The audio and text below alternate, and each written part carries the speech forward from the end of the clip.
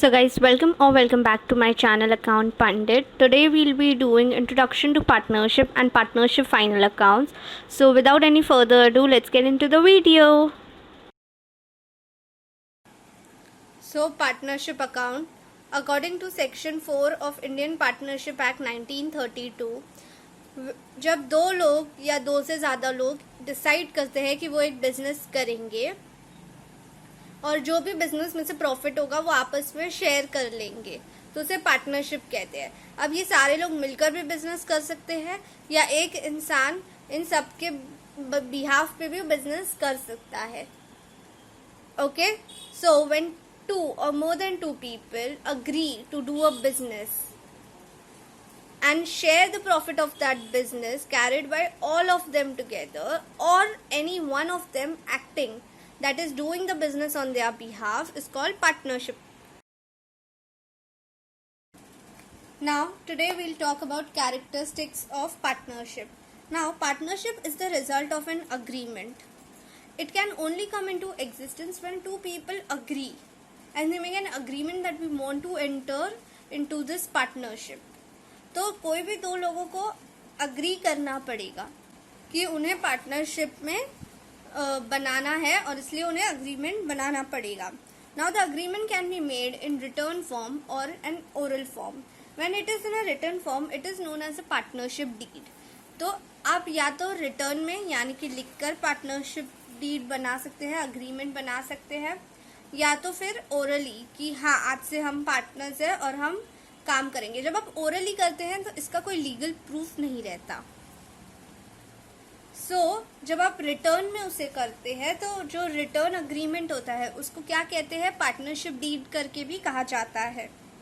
The minimum number of people to constitute a partnership should be 2. Maximum number for a banking business should be 10 and maximum number for any other kind of a business apart from banking business should be 20.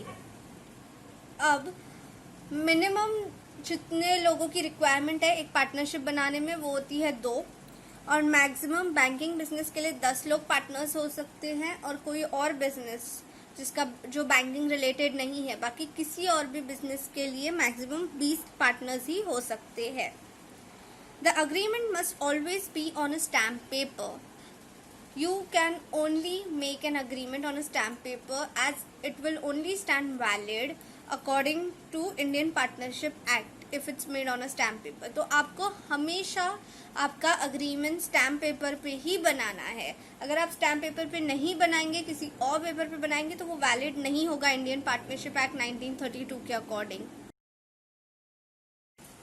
So the fifth characteristic, what should be the object of entering the agreement? So the object of entering into the agreement must be to share the profits. So the partners should agree that they are doing business in order to share whatever profits they'll earn from this business. उन्हें आपस में ये decide करना चाहिए, नक्की करना चाहिए कि जो भी उन्हें प्रॉफिट होगा, जो भी उन्हें मुनाफा होगा वो लोग आपस में बांट लेंगे. The agreement must be to carry on the business. So the agreement should be that they want to carry on a business. If they don't intend to carry on a business or they don't intend to do a business, then they should not enter into this agreement. तो उनको business करने के लिए ही ये agreement बनाना important है. अगर वो business नहीं करना चाहते तो पार्टनरशिप एग्जिस्टेंस में नहीं आएगी. The partnership business may be carried on by all or by any of the partner acting for all. Now what does this mean? कि the business which the partnership is intending to undertake should be done, or in fact can be done by all of them, or it can be also done by only one person who is acting on behalf of all of them. So ऐसे हो सकता है कि partnership में सारे partners मिलकर business करें. ऐसा भी हो सकता है कि एक ही पार्टनर बिजनेस करे और वो सबके हिसाब से या सबकी तरफ से बिजनेस कर रहा हो. Now the partner is also the principal as well as the agent. He is the principal for himself but an agent for all the other partners. So here the partner is the principal. Like if he is acting for himself, then he is the principal. But if he is acting on behalf of other partner, suppose someone like if someone says, oh, you are so and so's partner and that's why you're supposed to do this. So this is like acting as an agent. जब आप खुद के लिए खुद कुछ कर रहे हैं तो आप प्रिंसिपल है, और बाकी जो प्रिंसिपल्स है उनके साथ आपका क्या, यानी कि जो दूसरे पार्टनर्स है उनके साथ आपका क्या रिश्ता हुआ, तो एज एन एजेंट का रिश्ता हुआ. अब जब आप इस तरह से पार्टनरशिप करते हैं जहाँ प्रिंसिपल भी है और दूसरों के लिए दूसरे पार्टनर्स के अकॉर्डिंगली आप एजेंट भी है, तो इस प्रिंसिपल को क्या कहते हैं? The principal of mutual agency. This is the name given to this principal. Next characteristic is having unlimited liability. Now, unlimited liability means if the funds in the business are insufficient to pay off the debtors, then a partner's personal property will also be considered in order to pay off the debts.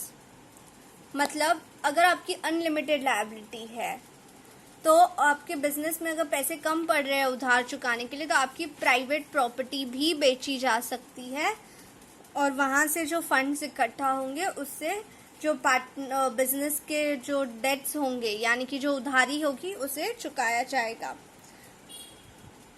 Now all partners will be liable individually as well as collectively. यानी कि अगर suppose XYZ partners है, X ने अपनी जितनी भी उसके हिस्से की लायबिलिटी वो पे कर दी, तो YZ नहीं कर पाए हैं, तो इसका मतलब ये नहीं होता कि X छूट गया. नहीं, वो उसे रिलीज नहीं किया जा सकता. अगर YZ नहीं चुकाते हैं तो X को बिजनेस के बिहाफ पे सब चुकाना पड़ेगा और फिर वो इंटरनली अपना YZ से कलेक्ट कर सकते हैं. सो इंडिविजुअल लायबिलिटी पूरी करनी ही पड़ेगी और साथ ही साथ वो जॉइंटली भी लायबल है. Next, no transfer of share और interest by any partner without the consent of all remaining partners. Now if someone is a partner, suppose X is a partner, then he cannot transfer his share to anyone else until and unless he gets permission from all the partners. आप अपना share ऐसे ही किसी को भी transfer नहीं कर सकते हो. सारे पार्टनर्स की रजामंदी, उनकी मंजूरी बहुत जरूरी है इसके लिए. There is mutual trust and confidence among the partners. A partnership की life it depends कि how much trust and confidence each partner has in each other. If there is no trust, then the life will be short. अगर एक दूसरे पे विश्वास ही नहीं होगा तो हम बिजनेस नहीं कर सकते ऐसे लोगों के साथ ज्यादा. There is compulsory dissolution. If any one partner is expired or becomes insane or is declared insolvent, the firm is compulsorily dissolved. Even if any one partner desires that the firm is to be dissolved, there is no long life of perpetual succession. What this means? Now, I'll come point wise. Dissolution compulsory होता है. अगर कोई भी partner मर गया है, like if the partner is expired, he becomes insane, that is he becomes mad, or becomes insolvent, that he doesn't have a penny left with himself, and the court declares him insolvent, then in that case the partnership needs to be dissolved. As well as if one partner says, I'm not interested to be the partner in this firm anymore, then still the partnership needs to be dissolved, even if the one person says that he wants to dissolve the partnership. So अगर कोई भी partner मर जाता है, पागल हो जाता है या कंगाल हो जाता है, तो इन तीनों बेसिस पे पार्टनरशिप को कंपल्सरीली डिसॉल्व यानी कि खत्म करने की जरूरत रहेगी.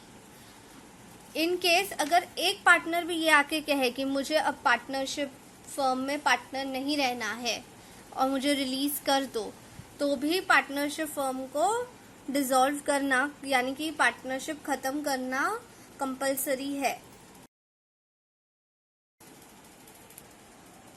Now, fluctuating capital method. Now, there are two types of method according to which the final accounts of partnership firm is prepared. Now, first is fluctuating capital method and the other is fixed capital method. First, we will talk about fluctuating capital method. What happens in this method? All the adjustments related to the partner's account are made in his own capital account. So, the balance keeps on changing. The balance that was there while opening the capital account keeps on changing till all the adjustment is made. इसमें क्या होता है कि जितने भी adjustments आपके होते हैं, इंटरेस्ट के, ड्राइंग्स के, जो भी होते हैं, salary of the partner, everything, all those adjustments are made in the fluctuating capital account. That is मतलब जो कैपिटल अकाउंट होता है पार्टनर का, उसमें वो सारे एडजस्टमेंट्स किए जाते हैं. इसलिए जो बैलेंस होता है, ओपनिंग बैलेंस उस अकाउंट का से लेके क्लोजिंग बैलेंस तक वो चेंज होता रहता है जितनी बार भी आप उसमें एडजस्टमेंट्स करेंगे. सो वो बैलेंस ओपनिंग से लेके क्लोजिंग तक चेंज होता रहेगा जब तक कि आप उसमें एडजस्टमेंट्स कर रहे हैं. मैं एक प्रोफोमा आपको दिखाऊंगी तो उससे आपको एक आइडिया आएगा कि हम कैसे इसमें एंट्रीज पास करेंगे.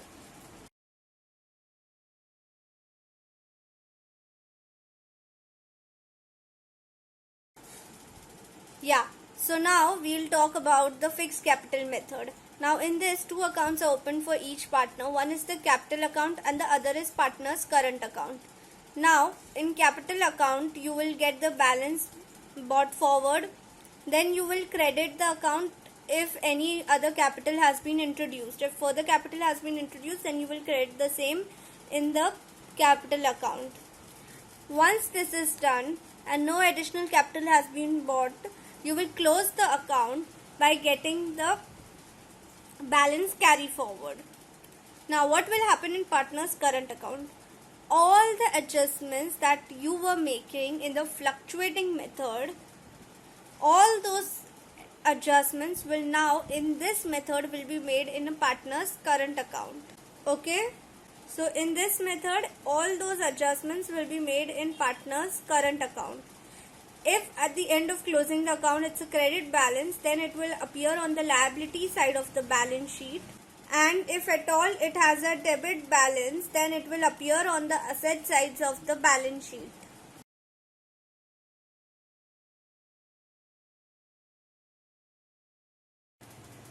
So now we'll talk about the distinction between fixed capital method and fluctuating capital method.